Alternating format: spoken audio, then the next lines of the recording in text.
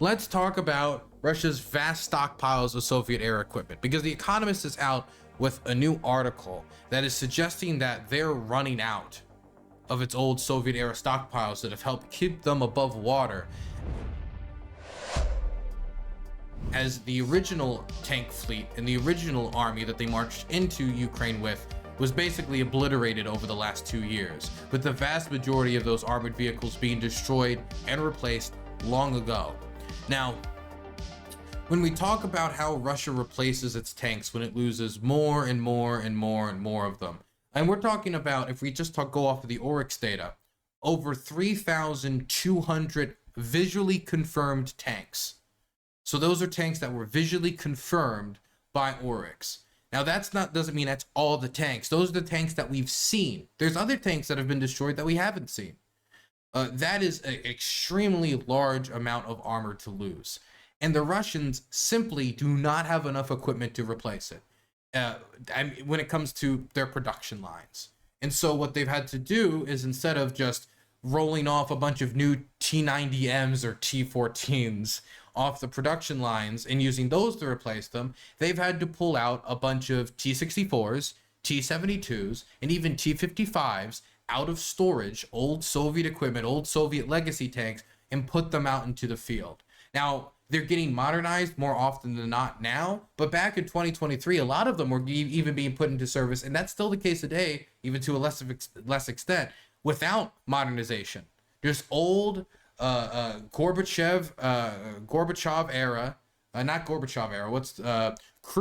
era, or even late Stalin era tanks into service with bare minimum modernization. Now it's being modernized more, but the only way they can sustain this flow of loss is by taking out these old Soviet tanks.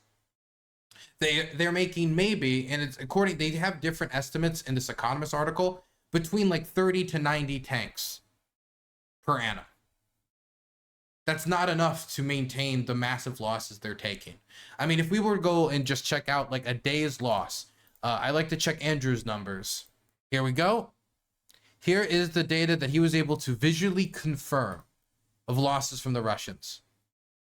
D20, D20, D30, D30, those are artillery guns. You got an S300 there, a grad system, Gatsit, a T80, that's a tank, T62, another T80, a T72, another T72, another T72, another tank, another tank, another tank. Then you've got the infantry fighting vehicles, BMP-3, BMP-2, BTR, BMP-1, BMP-2, BTR, BTR, BMP, BMP, BMP, all two, BTR, 82, another BMP. And then you got more and more motorcycles, more BMPs, loafs, etc., etc., etc. Now you've got Ukrainian losses down here too, some howitzers, you got a BMP-2 here, got a Max Pro, a pickup, some cars, etc. But when you're taking these types of losses every other day, when you're losing these many tanks, 30 tanks is not going to make it up. And so 30 tanks per annum, all right, let's get the exact numbers here. I can read them out to you. Here it is. Since the invasion, about 175 reasonably modern T90M tanks have been sent to the front line. The IISS estimates that annual production this year could be approaching 90 tanks a year. However, Michael Gerstad, an analyst with IISS, argues that most of the T90Ms are actually upgrades of older T90As. As those numbers have dwindled, production of newly built T90Ms this year might be no larger than 28. Pavel Luzin, an expert of Russian military capacity at the Washington-based Center for European Policy Analysis, reckons that Russia can build around 30 brand new tanks a year. When the Ukrainians captured a supposedly new T90M last year, they found that its gun was produced in 1992. So the Russians can't produce enough tanks to replace this. And this is not just the case with tanks, this is the case with BMPs as well. This is the case with a lot of different armored vehicles. But this is most astutely the case with artillery guns, armored vehicles like BMPs, infantry army vehicles, which are the backbone of mechanized warfare, and they've burnt through them quite frequently, and tanks. They've burnt through them very rapidly. If you wanted to look at some of this data from The Economist, Ukrainian war equipment losses, destroyed, damaged, or abandoned, or captured. Infantry fighting vehicles, compared Russia to Ukraine. Massive amount of tanks. I mean, Infantry fighting vehicles way ahead, almost double or triple. Russia, when it comes to infantry fighting vehicles, it looks like it is triple, over triple actually. Armored fighting vehicles, it looks like it's just above double. So the Russians are taking more losses than the Ukrainians, but they also have the much larger Soviet stockpiles. And so even if they can't produce enough new tanks to replace their old tanks, they can just take out a bunch of old tanks to replace their lost tanks and modernize them and send them into service. But the problem is that when you do that enough times, even though the Soviet stockpile is massive, eventually you're going to run out of good tanks. You're going to have to use more and more low quality tanks. And when we see those T-55s out there or T-54s out there, I even saw some of those near the front line, one or two even used in frontline assaults. That should be very concerning. You have to start asking the question of at what point are the Russians going to be pushing out the junkers and going to be left with no more quality tanks? Because when I see a lot of people analyze, like, okay, well, Russia says they have these many tanks and they've used these many tanks. Therefore, if they have 16,000 tanks or 10,000 tanks and they've killed 4,000, that means they have 6,000 left. But that's not necessarily true. A lot of those tanks are tanks that have been left out in the open for 30, 40, 50 years and are not of quality. They've broken down. And at best, you can salvage the gun barrel. At best, you can salvage some of the innards and combine it with a different worn down tank to maybe get one tank in production. Or hey, maybe if one tank is destroyed in service or its gun barrel is damaged, then it can replace it. That's what they're doing with a lot of artillery guns. The Russians have a much higher artillery fire rate than the Ukrainians, and that's very useful to the Russians. They've worked very hard to get that artillery fire rate.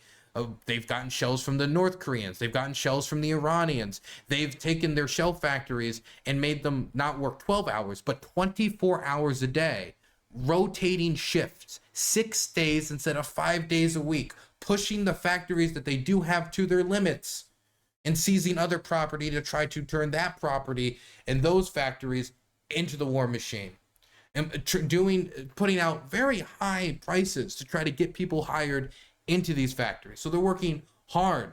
They're working hard to produce these shells. They're working hard to get them out into the field. But the problem is, if you fire so many shells through an artillery piece over a 3-month period, don't be that surprised if that artillery gun, the barrel, starts to wear down, it gets less accurate, and then eventually blows out.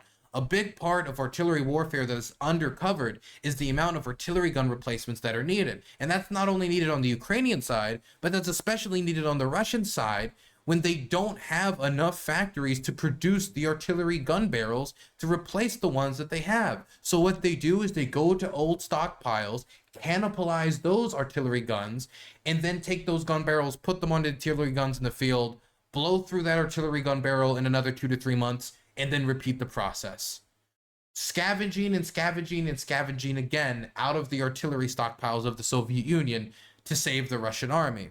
They don't produce enough tanks, they have to scavenge through the tanks. They don't produce enough artillery guns, they have to scavenge through the artillery guns. They don't produce enough infantry fighting vehicles, they've got to scavenge through the infantry fighting vehicles. And you can do this to a certain point. You can do this for a certain amount of time, but the quality of these things are going to go down in time. The vehicles that are out there in the fields that you can still count, they're much more likely to be junkers.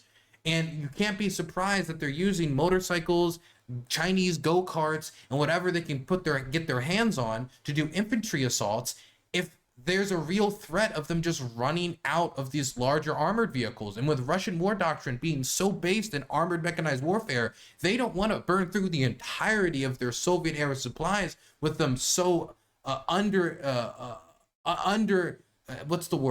with them just completely unable to produce the tanks to replace them. And so they're in a tricky position. And that's part of the reason why we're seeing so many motorcycle assaults. If you don't have enough tanks, you don't have enough BMPs, then you have to use motorcycles. You got to use whatever you can to get your soldiers from point A to point B as fast as possible so they don't get taken out by a mortar round, a sniper, or an FPV drone, or as a drone drop grenade. Mind you, Russia's dedicating 8% of its GDP to military spending. 8% of its GDP. And we're talking about 30 tanks per year of the T-90 variant. And if you're unable to comprehend how that's possible, a lot of times it's not about people. Because a lot of people, but Russia's so big. Russia big, how?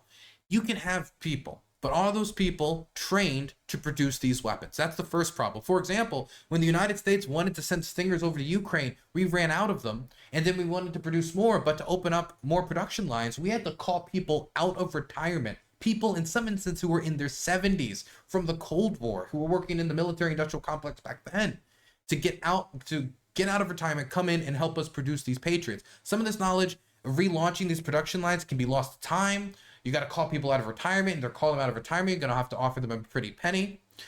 So the one problem is a lack of skill. You have labor, but a lack of skill. There's also a labor shortage in Russia. So even though you have labor, you're going to have to pay more on average for that labor. It also takes time to make the investments to expand production.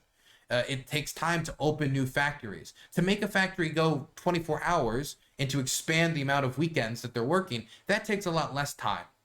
To just stuff more workers in, that takes less time. To actually expand the production base, that takes long-term investment. That takes money. That takes capital. And that also takes time that the Russians don't necessarily have. And so the Russians have to make do with what they do have, which is now more and more aging Soviet equipment and Chinese golf carts. Let's read some of the production estimates so you guys can get an idea of what I'm saying. When then Defense Minister Sergei Shoigu boasted in December of 2023 that 1,530 tanks had been delivered in the course of the year, he omitted to say that nearly 85% of them, according to an assessment by the International Institute for Strategic Studies, a London think tank, were not new tanks, but old ones, mainly T-72s, T-62s, and even some T-55s, dating from just after the Second World War, that had been taken out of storage and then given a wash and brush up. Mr. Luzin reckons that Russia's ability to build new tanks or infantry fighting vehicles, or even to refurbish old ones, is hampered by the difficulty of getting components. Stores of components for tank production that before the war were intended for use in 2025 have already been raided, while crucial equipment such as fuel heaters for diesel engines, high voltage electrical systems, and infrared thermal imaging to identify targets were all previously imported from Europe, and their sale is now blocked by sanctions. The lack of high quality ball bearings is also a constraint. A lack of quality CDC machines was a restraint, but now they're getting those from China.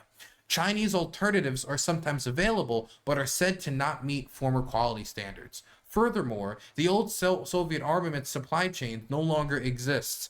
Germany and Georgia and East Germany were all important centers of weapons and components manufacturing.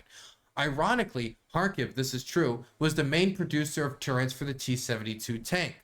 The number of workers in the military-industrial complex has also fallen dramatically, from about 10 million to 2 million, without any offsetting step changes in automation. Here are some of the numbers when it comes to gun barrels that I was talking to you guys about. There are only 2 factories that have sophisticated Austrian-made rotary forging machines needed to make the barrels. They can each produce around 100 barrels a year, compared with the thousands needed. Russia has never made its own forging machines. They imported them from America in the 1930s and looted them from Germany after the war. The solution has been to cannibalize the barrels from old-told artillery and to sit them on self-propelled howitzers. An open source analyst thinks that by the start of this year, about 4,800 barrels has been swapped out. Imagine that. That's the start of this year. At the start of this year, meaning that more barrels have been swapped out since then, because that was 7.5 months ago.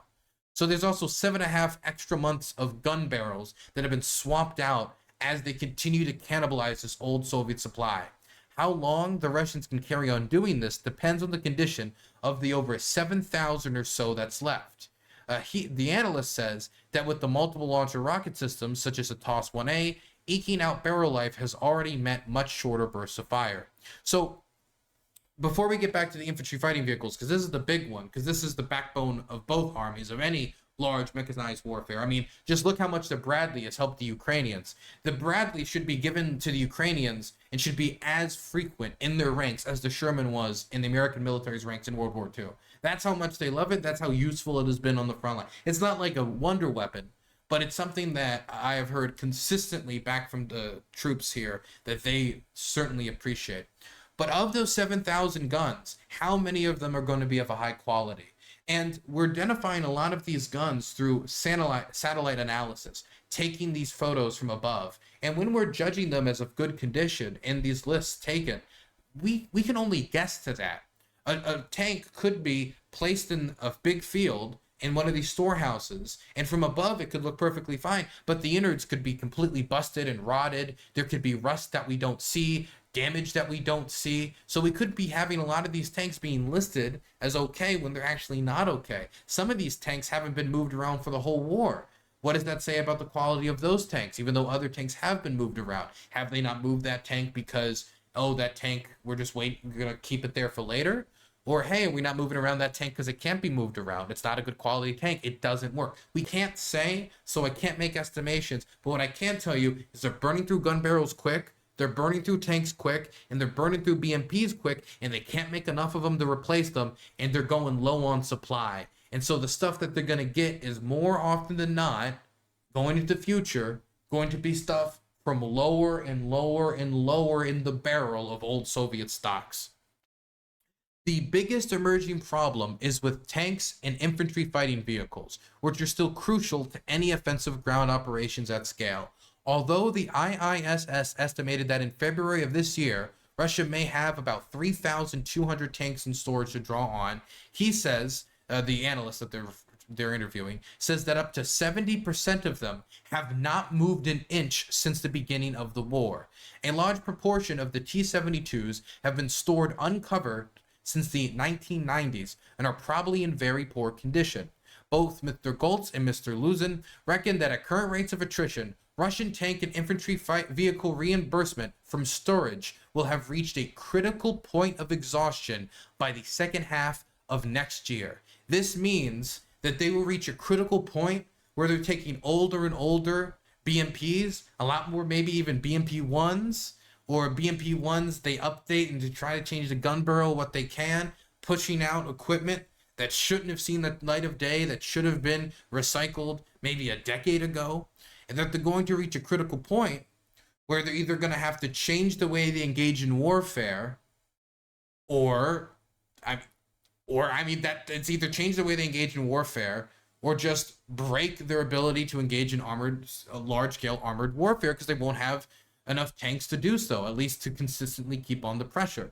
And if they don't have enough tanks and BMPs to push forward, well, then they'll just either push forward with infantry on motorcycles and go-karts, which, as you can imagine, will be more difficult to do in a large scale instead of just localized operations, and is no bueno for any plans to take Kherson or Zaporizhia again.